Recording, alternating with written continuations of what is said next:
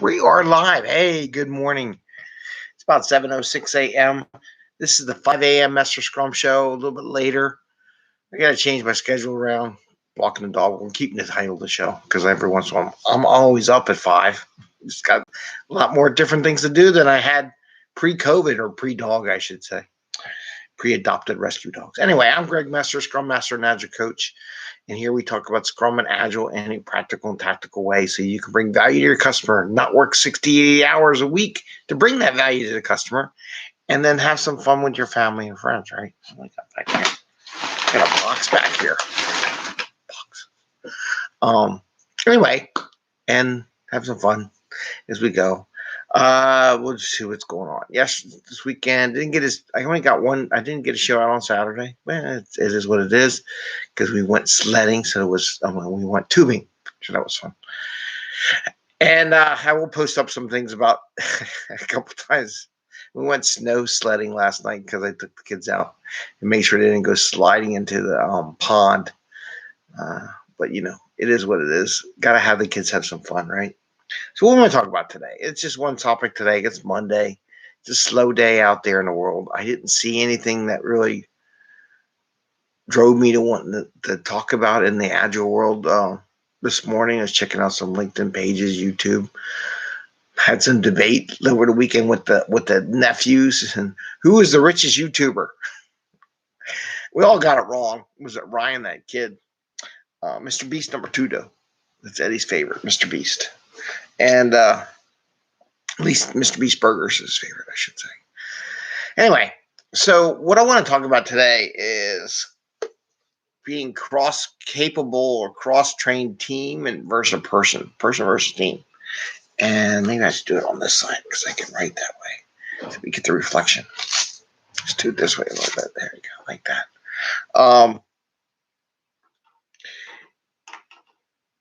In Agile and Scrum, we talk about having a cross-trained people and teams and stuff like that. And the SAFE took an interesting, different take to it. And I'm studying for my SBC. And it wasn't necessarily cross-trained people, though that is positive. They said it's okay to have a cross-trained team. Their idea, and we're going to talk about that. So let's talk about a cross-trained person. So we got a positive, we got cross-trained people. They're always utilized. So they're 100%. Now, I don't want to write that down because I don't want someone to think that Greg said people should be 100% utilized. I'm like, so highly utilized. How about highly? Everybody utilized, right? So they're highly utilized, right? Because they're always working because they're not sitting because they can code or do different things. And I was looking for a different color. Let me see if I can find a different color pen. I got a whole pack of pens. I got backups. Let's use blue. Blue's better. So they're highly utilized because they can use anything from a database to testing to Selenium to coding in Java, JavaScript, whatever, back-end stuff. So they're 100% used. On a team side, it's a negative. When you have people that have different roles and different capability, you have underutilized.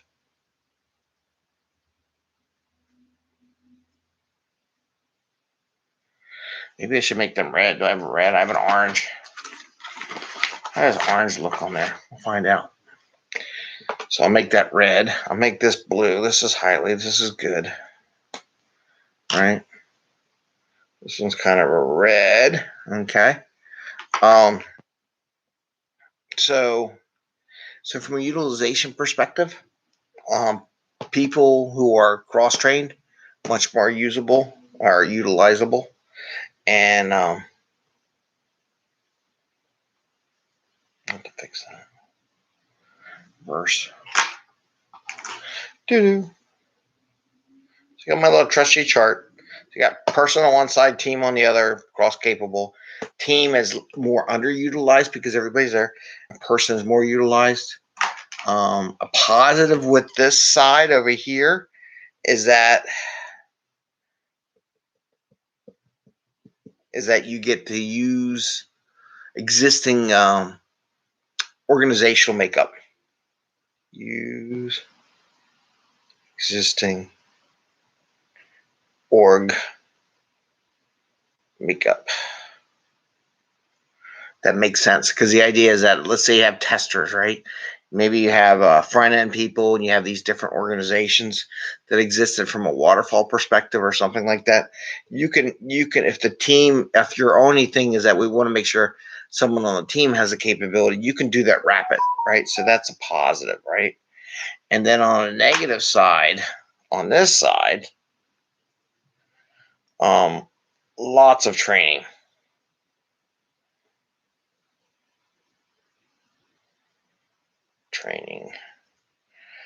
And you need more time, right? So that's a time. And this one's less time, right? This is a positive. So that's positive from a time perspective, right? And from a person perspective, you need more time to train people to get that capability. Or you're going to pay a lot of, it's going to cost a lot of money off the street to get someone with all those capabilities. Though I saw a Twitter post the other day, this one lady, she had all these programming language and all these, like, 20 of them. And at the end, the recruiter says, but we want someone to program with AWS skills, and she didn't do the AWS, but she had 20 other things, but no, it wasn't because of the AWS. It was kind of, you can learn AWS is easy to do. Well, it's not easy. Nothing's easy, but you can do it. It's manageable, right? So far from a person, highly utilized, but it takes lots of training and needs time. And from a team, underutilized, use existing makeup and time. Now, here's another one from a positive, from person. If you have cross-trained people, people can take vacations. Don't need, because everybody can do everything. So positive, and this is my thing, vacation.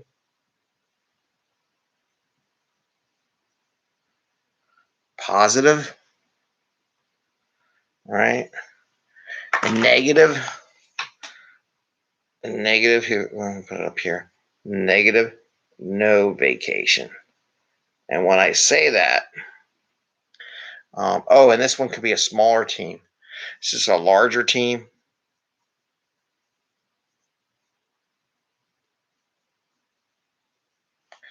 And then by person, you can have a smaller team.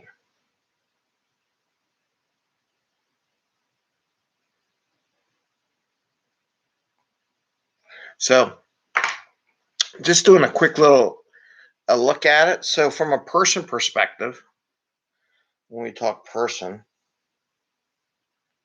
some of the positives, you can use a smaller team because you don't need as many people to do all the functions because everybody's kind of cross-trained.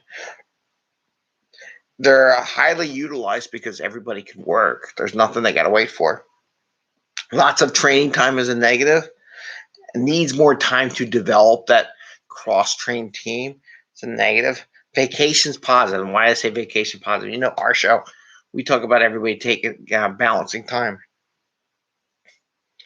If you have a team and everybody's one deep on typical skill set, then people can't can't take vacations, right?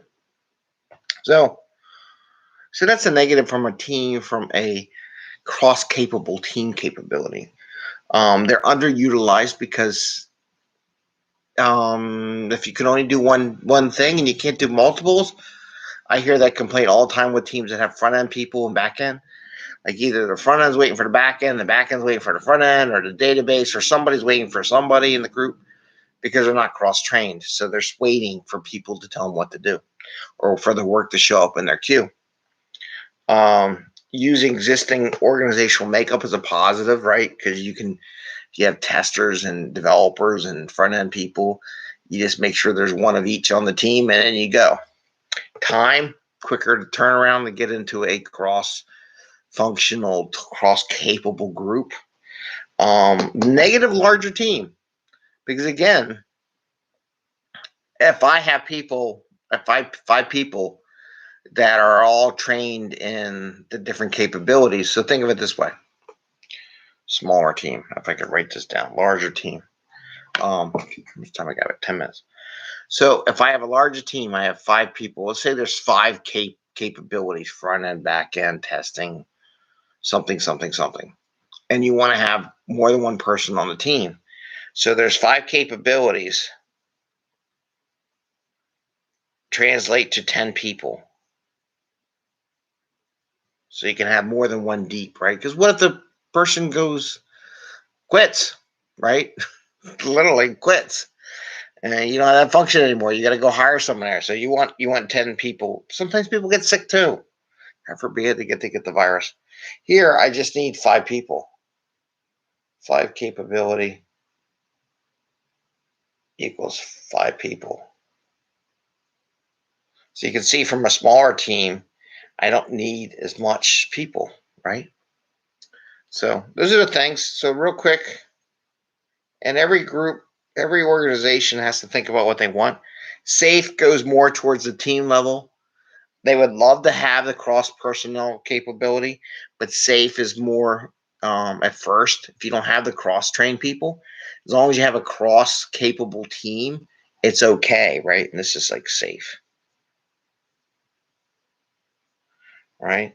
And the Agile world, we kind of push for more of a cross capable person, because it just, you get more utilization, um, vacation time, smaller teams, because we like smaller teams, right? The cross capable team, you can potentially have a bigger team. If you need 5 capabilities, theoretically, you can have 10 people on your team. It's simple math, right? You need 2 people backups for people to do stuff. Someone needs to be able to check their work, right? I mean, if somebody said, why do I need backups, Greg? Not just vacation, which is my favorite, but also checking the work. If no one else could read the language and understand what you coded, who's going to do a code review? Who's going to review the work or make sure you got what you want, or share ideas in the code, because no one else can understand what the hell you just did? So this is a thing about different, what's cross capable, and what's not, and one of the plus and minus all of them. I mean, you could start here. You want to get here, right? You want to get towards the more utilization, better bucks, right? Smaller team, better communication. Larger team, more people to talk to. We always talked about communication tree, but I want to share that idea as something to think about. Why you do one over the other? They don't teach you this in schools, by the way. Anyway, so this is a good chart, and it was fun developing it as we went. We went live and went with it. Probably a ton more things I could put on there about that. So that's today's show, Monday. I keep losing pens off the table, so I'm just going to let that go. And give us a thumbs up if you like the show. I know it's a Monday. Please give us a thumbs up. And have fun. It's a good week. Tomorrow I start my new job. See how that goes. I've never done a transition of a new job during this whole this cold thing. And we'll see. And I'll probably talk about that, how that went, some things I see and stuff like that. We'll see. Anyway, ring the little bell so you get noticed when we go live, and post up more materials. I'm going to post up some sledding stuff from last night sledding. It was fun. And have a good day. Enjoy. Happy Monday. Happy Scrumming. Take care, everybody. Bye. See ya.